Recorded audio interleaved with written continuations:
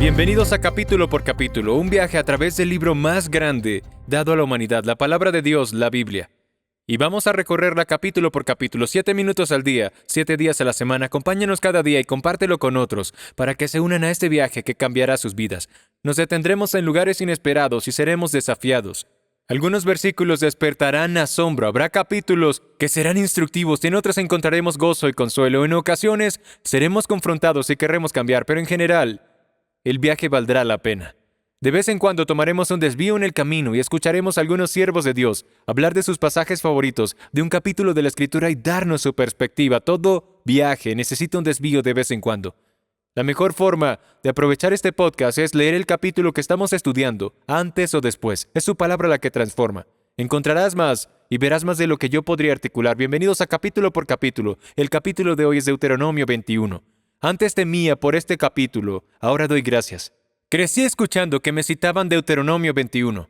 De hecho, cualquiera que haya crecido con padres cristianos, quizá escuchó las palabras de este capítulo, aunque nunca supiera la referencia. Para mí siempre despertaba temor. Me citaban este versículo en esas situaciones. Así que cuando mis padres y yo chocábamos por mi terquedad y rebeldía, entonces decían estas palabras: en el Antiguo Testamento te habrían apedreado por rebelde. En esos momentos de rebeldía infantil aprendí que la pena capital era la justicia que se aplicaba al hijo terco y rebelde. Nunca me gustó que mis padres dijeran esto cuando estaban lidiando conmigo. Sentía que era el versículo que terminaba la discusión y algo me impactó. El versículo que antes me daba miedo comenzó a hacerme sentir agradecido. Cuando Jesús murió en el madero, Jesús se convirtió en mí. Se convirtió en aquello que yo temía, que sería mi final si no me corregía. Jesús se convirtió en el muchacho rebelde. En Deuteronomio 21, Jesús se convirtió en el hombre que cometió un pecado digno de muerte. En Deuteronomio 21. La historia de rebeldía en el hogar, en el capítulo 21, es sobria. Comienza con el apedreamiento de un hijo rebelde y termina con la muerte colgado de un hombre que cometió un pecado digno de muerte. Ambas son aterradoras. Escucha Deuteronomio 21, 18. Si un hombre tiene un hijo terco y rebelde que no obedece a su padre ni a su madre, y aunque lo castiguen, ni aun así les hace caso, el padre y la madre lo tomarán y lo llevarán fuera a los ancianos de la ciudad, a la puerta de su ciudad natal, y dirán a los ancianos de la ciudad: este hijo nuestro es terco y rebelde, no nos obedece, es glotón y borracho.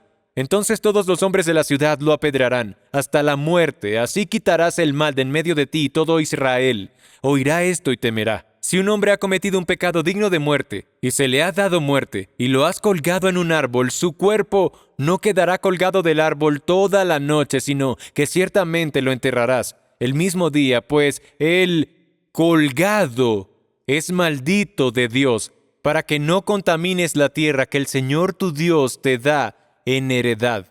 Se nos dice que cuando un hijo ya no responde a la disciplina de sus padres, no quedaba más que la muerte. Eso sucedía con la rebeldía en el Antiguo Testamento. Y el capítulo termina diciendo que cualquier persona que cometiera un pecado digno de muerte también debía morir. Al pasar al Nuevo Testamento se nos dice que todo pecado es digno de muerte. Romanos 6:23 dice: porque la paga del pecado es muerte. Fue la última parte de la pena la que logró despertar algo que antes no estaba en mí. La persona que cometía un pecado digno de muerte debía ser colgada de un árbol, y quien estuviera en un árbol era considerado maldito. Entonces lo entendí. Debía estar agradecido, no temeroso, cuando leí esto. Se encendieron las luces. Aquí está insinuando la doctrina de la sustitución. ¿Qué es la doctrina de la sustitución? Fue Stanley Jones quien dijo: ¿quién podría haber pensado en el gobernante justo muriendo por el rebelde injusto? Esta no es una enseñanza de mitología humana ni un sueño de la imaginación poética. Este método de expiación solo es conocido entre los hombres porque es un hecho. La ficción no podría haberlo inventado. Dios lo ordenó. No es algo que hubiera podido imaginarse. La sustitución se refiere al hecho de que Jesús literalmente hizo todo en nuestro lugar al cumplir la ley por nosotros y morir por nosotros. Por eso ponemos todos los huevos en una sola canasta: Jesús y su muerte. Charles Spurgeon dijo, no hay evangelio aparte de la sustitución.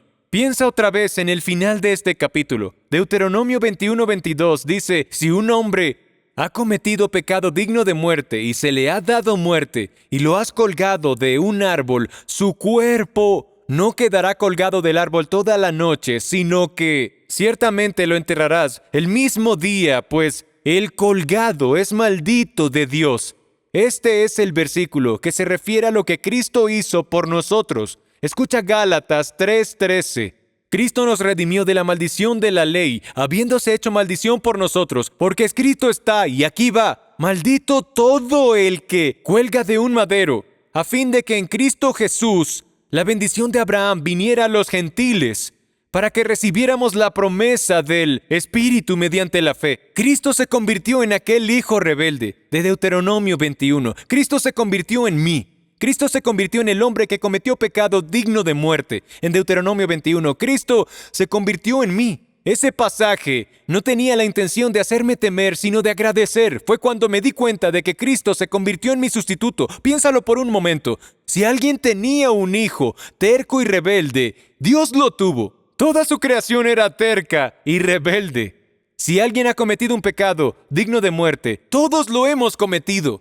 Que lo cuelguen en un madero. Esa es toda la humanidad. Todos somos rebeldes. Si miraras la pintura de Rembrandt llamada Las Tres Cruces, tu atención se iría primero a la cruz del centro donde murió Jesús. Luego, al mirar a la multitud reunida alrededor del pie de esa cruz, te impactarían las distintas expresiones faciales de las personas involucradas en el terrible crimen de la crucifixión del Hijo de Dios. Finalmente, tus ojos se moverían hacia el borde de la pintura y luego verías una figura casi escondida en las sombras. Los críticos dicen que ese es un autorretrato de Rembrandt en su pintura.